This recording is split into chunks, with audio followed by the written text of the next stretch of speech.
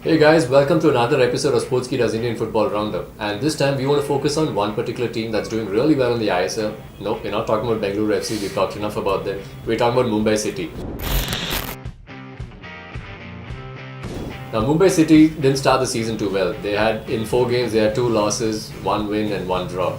And that one loss was a final loss to FC Goa, and you had to wonder what exactly Mumbai City were going to do after that.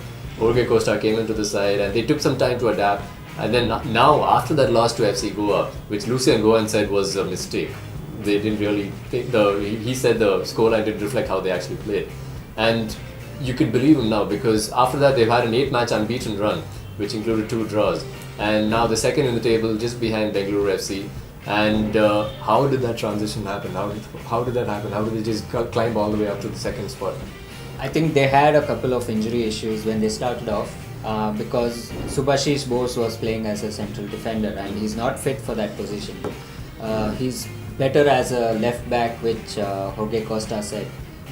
So when he was playing as a central defender, they were really weak in that side. But once Shovik Chakraborty came back, it's all settled there. You have a fixed lineup where Lucien Goen is the main central defender and he's doing an amazing job. But one special thing about this team is that they rely on an all-foreign attack. Like you have Mudu Sugu as the main striker. As the left winger or left midfielder, you have Rafael Bastos. On the right side, you have Arnold Isoko. And then Paulo Machado is playing in the central midfield for Mumbai City FC.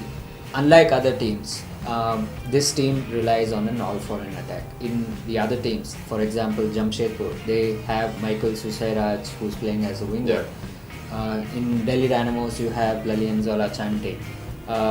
In Bengaluru FC, you have Udanta and Sunil Chetri. Of course, these guys are good, but not every team can have. There are limited amount of Indian players who can execute the role of someone like Arnold Isoko or Rafael Bastos. So these guys have picked their combination right, and Sugu has been in amazing form. He's one of the best poachers in the ISL, I would say, because he's there at the right place at the right time.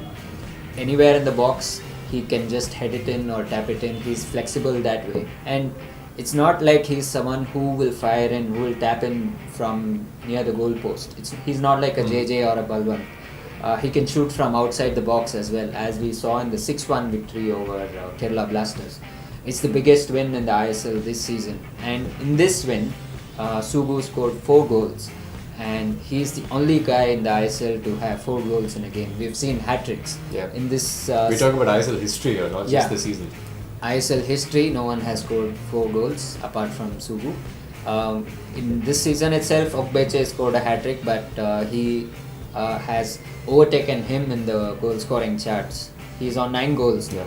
He's just 1 behind Korominas, but even Ogbeche is on his tail. Ogbeche has 8 goals. So it's all heating up at the moment, and these top sides, top 4, Bengaluru FC, Mumbai City FC, FC Goa and Northeast United are really fighting it out to finish somewhere in the top 4.